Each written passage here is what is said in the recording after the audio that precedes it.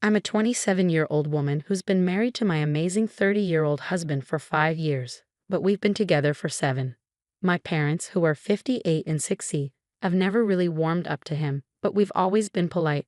My younger sister, who's 22, is the apple of my parents' eyes and can do no wrong in their eyes. So my husband and I usually try to avoid her. Last weekend was my dad's 60th birthday, and everyone was invited. My husband and I attended the event knowing my sister would be there, but we expected a pleasant evening celebrating my dad's birthday. Before going further, it's important to mention that my husband follows certain dietary rules because of his religion, but I won't go into detail. However, everyone in the family knows about it and has respected it until now. Unfortunately, after dinner, my sister revealed that she had asked the caterers to include some of the restricted foods to see if my husband would notice. I was furious. Just to be clear, the restricted ingredients were mixed into sauces, so they weren't easily noticeable. Both my husband and I were shocked and decided to leave while my sister argued that it wasn't a big deal and that we needed to lighten up. After the party, my parents remained silent and just watched. Later, they texted me, suggesting that I should consider my sister's young age and ignorance. I chose not to respond. That brings me to the title. Since the party, my husband and I have completely cut off contact with everyone. We haven't replied to any messages or calls, and neither have my parents. However, my parents came to the house, but we didn't answer the door. I avoided the reception at work when they showed up there. I haven't seen them at all today. Some police officers knocked on the door, saying they received a missing persons report about me. Luckily, it was sorted out quickly, and I was never actually missing. Now my friends are telling me that I wasted police resources when I could have simply texted my parents to say I didn't want to hear from them. I just believe that as a grown woman, I shouldn't have to justify my whereabouts to my parents. I don't think I'm at fault here. It's not fair to say I wasted police resources. It was my parents who filed a false report claiming I was missing. They obviously knew you were upset and ignored their attempts to reach out. You might consider reopening communication if you believe they're genuinely sorry, but not if they're just going to defend your sister's behavior again. Nope. Your sister is 22. She knew what she was doing. It wasn't a mistake like saying, "Oops, I didn't know Worcestershire sauce had anchovies," or "I didn't realize that soy sauce might contain gluten." She intentionally asked the caterers to add these ingredients in a way that wouldn't be noticeable. There's no excuse for that. I wouldn't want to talk to them unless they started holding your sister accountable. It's terrible what she did. Yes, favoring one child over another and calling the police to report someone missing are typical tactics of narcissistic parents. They called the police to pressure you into reconnecting with them and to make themselves look caring to others. They're trying to make you feel guilty and reconnect with them without admitting their mistakes. I agree. Reporting you as missing was just a way for them to assert control. They knew you weren't missing. They were just upset that you weren't responding. They're aware that you've cut off contact because of your sister's actions. They were trying to provoke a reaction from you. You didn't go down to reception at work, so your employer wouldn't have reported you missing or done anything to validate their report. Regarding the neighbor situation, a new resident moved in above me about a month ago. Before she moved in, the building renovated her unit, so she has hardwood floors everywhere except the bedroom. My unit and others like mine haven't been renovated, so we have carpeted floors. Everything was fine until she started vacuuming her floors every week, even the hardwood ones. This can last for about half an hour. The problem is that I work from home, and she vacuums during the day when I'm in meetings. It's really tough for me to focus on my meetings when this happens. Eventually, I went up to her apartment, knocked on her door, and explained the situation. She was understanding and asked when would be a better time for her to vacuum so it doesn't bother me. I questioned why she needed to vacuum the hardwood floors instead of just sweeping or using a Swiffer. She mentioned having a cat, so she vacuums and uses a Swiffer to ensure she gets all the hair up. I suggested she consider sweeping and Swiffering instead of vacuuming. She said that wasn't feasible but promised to try vacuuming during non-work hours. I also asked her to avoid vacuuming too late in the day. After our conversation, she simply closed the door, which made me wonder if I was being unreasonable. However, I need to be able to focus on my work. Am I in the wrong here? You might be. She has the right to vacuum whenever she needs to. And she was polite and flexible in discussing timing with you. Consider investing in noise-canceling headphones for your meetings and try not to inconvenience others. It seems a bit entitled to demand that your neighbor doesn't vacuum during the day. Your neighbor was willing to find a fair solution by vacuuming at a time that suited you. You don't have the right to dictate how someone cleans their own place. Sorry, but many people vacuum hardwood floors. She agreed not to do it while you're working, and you also requested that it not be too late. Come on, once a week for 30 minutes is reasonable. If you can't focus for 30 minutes, that's your issue.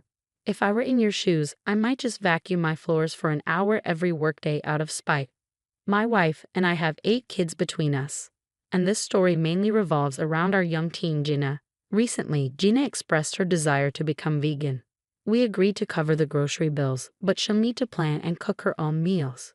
We won't rely on frozen foods or takeout, ensuring our meals remain healthy. Initially, Gina wasn't thrilled. She suggested minor changes to accommodate her, like using vegan pasta and cooking meatballs separately. However, we declined, as we're not willing to alter our diet because of her choice to go vegan. She agreed and went to her room. Later, she began sending my wife and me links to expensive cookware sets, one costing $800, along with plates, cups, bowls for $200, and her own utensils. When I asked why she was sending them, she claimed she needed new cookware and tableware because ours were contaminated.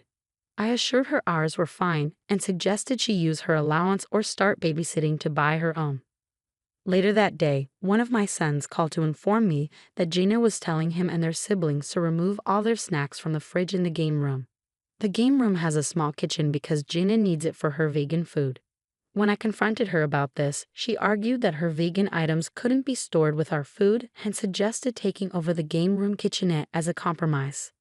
Fed up with her demands, I told Gina I was done with her vegan demands and that she couldn't maintain a vegan lifestyle while living in our house. She reacted with a tantrum, believing I was being harsh, and has barely spoken to me since. I wanted to know if I was in the wrong. Edit, she compares it to our rule against seafood due to our child's severe allergy or making special meals for our oldest due to their autoimmune condition. Gina can eat whatever she wants, and we're happy to accommodate her. I'm not the one at fault here, but this situation is more complex than just being about veganism. Having a daughter at this age means she may feel like she has no control over her life and is trying to assert herself. However, let's be honest, teenage girls can be quite emotional. It's challenging enough with 8 kids, let alone half that number. With so many children, some might feel overlooked. Additionally, considering we have one child with a shellfish allergy and another with severe medical issues requiring dietary restrictions, our family's food choices are already influenced by health concerns. I wonder if Gina's veganism is a plea for attention and understanding she feels she lacks. I see it as a cry for help. It seems like a cry for attention. Asking for expensive cookware may be a way for the parents to demonstrate they're willing to invest in her. Wanting her own space in the fridge could be her attempt to carve out a place in the home that's solely hers. I suspect she's longing for her parents' recognition. The way the OP responded to her initial request, putting the burden back on the girl, seems harsh. She had to meet certain conditions just to be vegan, with the threat of it being revoked. The parents didn't offer help or support. Instead, they judged her. I'm sorry, but in this situation, you may be in the wrong. My sister Stephanie, 31, was always our parents' favorite, while I, 28, and my other sister Emily, 33, were often overlooked. Our parents allowed Stephanie to insult and take Emily's belongings because she's your baby sister. They treated me similarly, saying I should listen to Stephanie because your big sister knows better. Stephanie always received more attention at family gatherings. She received more gifts on birthdays and got to pick the theme and guest list. This favoritism continued into adulthood. For instance, she chose a restaurant I disliked for my graduation dinner and announced her pregnancy there, which my parents praised as the news of the family's first grandchild. They dismissed my feelings, saying a diploma is just paper. Realizing I'd never be valued like Stephanie, I've cut off contact with her and my parents except for emergencies involving other family members. Emily has done the same. Communication has slightly increased since our mother passed away, but it remains minimal. I'm preparing for my wedding, and my father contacted me about him and Stephanie arriving early because he assumed he would walk me down the aisle, with Stephanie serving as an honorary lead bridesmaid. However, I've already chosen my best friend Matt, who's been by my side since college, to walk me down the aisle. My father reacted negatively, claiming it was disrespectful to prioritize Matt over him, the one who raised me. He then pressed about Stephanie's role as a bridesmaid. I explained that Stephanie wasn't invited because I wanted the focus to be on me and my milestones, rather than her stealing the spotlight. Despite my explanation, he continued to argue.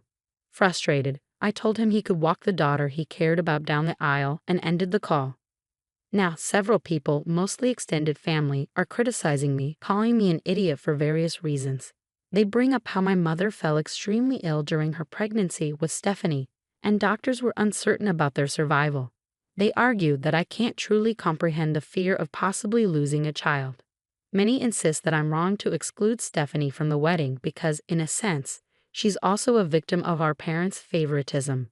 They suggest that Stephanie, who's facing challenges in life, could benefit from sisterly support and involvement. I don't agree with their viewpoints, but does this make me the idiot? No, you're not the idiot. Stephanie can seek support from professionals for her difficulties, but you shouldn't have to endure anxiety on your wedding day. As for your father, you can't assume he's the favorite child. Disregard the extended family and their justifications. They haven't lived your experiences, so disregard them. It's like something out of Shakespeare, and I love it. This was precisely my perspective. If Stephanie suffered from our parents' favoritism, so did I. Unless Stephanie demonstrates understanding of her hurtful behavior and can attend an event without causing issues, she's not welcome. You know who else was a victim of our parents' favoritism? Me. It's time Stephanie is held accountable, just like your father. Enjoy your wedding without them for once. This day is about you, surrounded by those who truly care, like your sister Emily. I hope you have a fantastic day and create wonderful memories with her. Story 2. I'm a 33-year-old mom of two. Last week, my sister, who's 37, asked if I could babysit her tween son, Ben, over the weekend. She and her husband needed to attend a child-free wedding. Initially, Ben was supposed to stay with our parents, but they canceled on her. After discussing it with my husband, we agreed to have Ben stay with us from Saturday morning until Sunday afternoon. Our kids enjoy spending time with their older cousin, so it seemed like a good opportunity for them to bond. My sister had mentioned that Ben is a picky eater and has ADHD, but I didn't realize the extent of his pickiness until I looked after him that weekend. When it was time for dinner on Saturday, I mentioned to Ben that we were having spaghetti. He immediately became agitated, stating that he didn't like spaghetti. I asked if he had ever tried it, and he insisted he had and didn't enjoy it. While preparing the meal, I suggested he try plain spaghetti or just the sauce separately, thinking it might help change his mind. However, he adamantly refused and began raising his voice. I must admit, I haven't encountered significant issues with picky eating in my own children, who are both neurotypical, so I felt somewhat out of my depth. To make matters more challenging, Ben began insisting on having chicken nuggets for dinner, which upset my kids, as they also started requesting the same. I firmly informed Ben that spaghetti was what was being served for dinner and that I wouldn't be preparing a separate meal for him, especially since we didn't have chicken nuggets available. Ben reacted by screaming at me and retreating to the bathroom. My husband attempted to calm him down and coax him out, which eventually succeeded after about 20 minutes. Despite our efforts, Ben remained steadfast in his refusal to try the spaghetti or sauce. I offered him the option to make himself a sandwich or toast using ingredients from the kitchen. Ben opted to make sandwiches with deli slices and cheese, which became his dinner for the evening. When my sister came to pick up Ben the next day, I pulled her aside and shared what had happened. She was visibly upset and criticized my handling of the situation. She explained that Ben's safe food options for dinner are chicken nuggets, plain ramen noodles, and mashed potatoes, emphasizing that he wouldn't eat anything else. I countered by saying she never informed me about his dietary restrictions. She argued that Ben is old enough to express his preferences and that I should have accommodated his request for a separate meal. She deemed it cruel to deny him his safe foods and accused me of not properly feeding him. You're not in the wrong. Your sister should have either provided Ben with his own dinner or informed you about his dietary needs so you could plan accordingly. It's unfair of her to criticize you for her failure to communicate effectively. I understand your situation, I also have a child with autism who faces similar challenges with food. My husband and I typically handle our nephew's meals by either providing him with a list of options or the food itself when he's not with us. If he chooses to eat, that's great. If not, it's not a big surprise, and we make him something when we return home. It seems you're being unfairly criticized here. You're not an idiot because, in the end, you didn't force a neurodivergent child to cook for himself. Rather, you attempted to respect his preferences and needs. As a parent, it's understandable that you would inquire about any food preferences or allergies when caring for someone else's child. While your sister may not have informed you about her son's dietary requirements, it's clear you were aware of his picky eating habits. Despite this, you tried to encourage him to try something he didn't want, leading to a distressing situation. However, your sister also shares responsibility here. She should have communicated her son's safe foods and dietary needs in advance and could have offered to contribute to his meals. Ultimately, both parties could have handled the situation better.